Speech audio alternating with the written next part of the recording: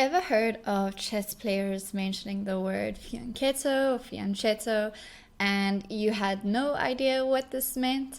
Well, stick around because in this video we are going to take a look at exactly what the fianchetto in chess is. So first things first, pronunciation. It is an Italian word, so the technically correct way to say it is fianchetto because CH in Italian is pronounced with a K. But a lot of people say fianchetto as well. As long as you know what we're talking about, I think everything is fine. Let us know how you pronounce it, by the way. And getting onto the chess side of things, we aren't going to spend too much time on terminology and all of that. The most important thing to know is that when you fianchetto your bishop, you are moving the pawn in front of your knight. So for white, it's either this g3 pawn or the b3 pawn. For black, g6 or b6. The pawn in front of the knight and opens up a hole, as you can see. We'll put these back. And in that hole, your bishop is going to sit nice and comfortably. Now, you can see that the bishop, by moving to g2, is on the longest diagonal of the chessboard.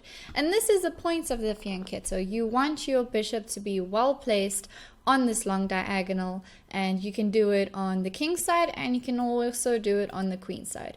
There are actually openings where double fianchettos do occur.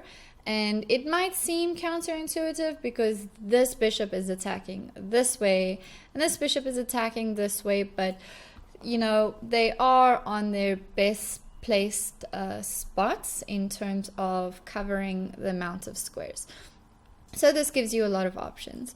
From black side, we can look at bishop coming out here. Comes up in a lot of openings. We'll see this coming in Sicilian dragons. And of course, on the queen side, this takes place as well. So let's talk about the benefits or advantages of using the fianchetto setup in your game. First of all, as we mentioned before, this bishop has long range power over the whole board. But also, once we develop, you can see that this is a super solid position for the white king. The king is tucked away behind all these pieces, and this is just generally quite a solid structure that is created by this fianchetto. And this bishop does become powerful. It's not just sitting here looking pretty, defending the king. It can become quite powerful in a few openings. And there are quite a few openings that use fianchetto in their setup. Let's look at, there are quite a few openings that use fianchetto in its setup, such as the Sicilian dragon, which goes with e4, c5, knight f3, d6, d4, takes, knight f6, knight c3, g6, bishop e3, and bishop g7. Now this bishop is called the dragon bishop. It can become super strong down this diagonal, and a way white often tries to play is by playing queen coming to d2. Let's say black has castled. So an idea here for white is to play bishop h6 to trade off the strong bishop, and that is one way to play against fianchetto setups. Another opening known for using the fianchetto bishop is the Catalan, which starts with d4. Let's say black plays knight f6, c4, e6, g3, d5, and bishop g2. Now, white is giving away or gambiting the c4 pawn, but when or if black captures, you can see this bishop is opened up very nicely, and this becomes quite a bit of an issue for black. This is an annoying piece to play against, and the Catalan largely revolves around this control that the bishop has. So now let us talk about some disadvantages of the fianchetto setup. So the most obvious setback or disadvantage of the fianchetto bishop is that it is a little bit slow developing like this. You know, you have to play g3, bishop g2, the knight. It's a process that you just focus on getting this bishop out. Development is a little bit slower. Second of all, the squares that you have just opened up can become holes if you are not careful. So with your bishop on g2, we're just using this perspective with the white bishop for ease.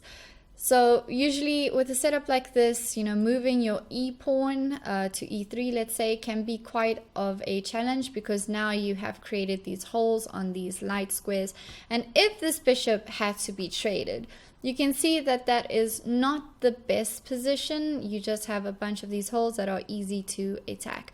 So it would be quite important for you to either keep this bishop or trade it when it is the correct time. Another kind of disadvantage is that you've also created a hook here by moving this pawn. So one way for your opponent to attack, or of course you if you're playing against Fianchetto, is by doing some kind of pawn storm down the H file and just opening up the position over here. So this is a vulnerability.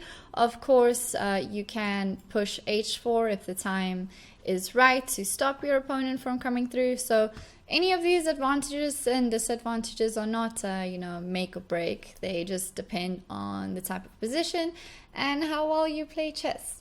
Now, of course, you will be getting Fianchetto setups and openings that you learn, but a good idea could be to delve into a book that talks about what the Fianchetto is, how to play it in different setups, so you have a bit more of a good understanding of how to play with it.